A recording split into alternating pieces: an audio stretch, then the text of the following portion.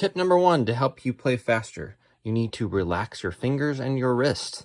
Let's say that I'm playing a scale. I see a lot of students do this with their fingers, lifting them high into the sky like they're pointing towards the heavens. Relax your fingers, put them on the keys so that you can play like this. Or let's say that I'm playing Super Mario, which has a bunch of repeated notes at the beginning. You need to relax your wrist. See how my wrist is doing this? Da-da-dun. Tip number 2, rotate your hand when you play. Believe it or not, you're always rotating your hand. Let's take Faded. So we're going like this. Oops.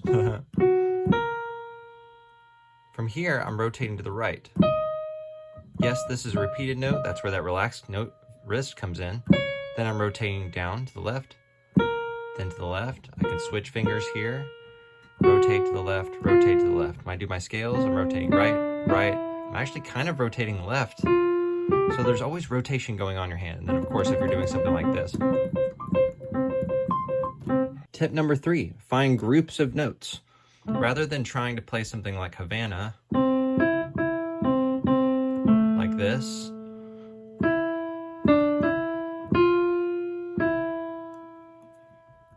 that's so hard.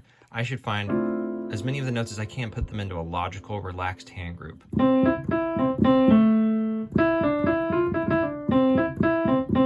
So much easier. All right, happy fast playing.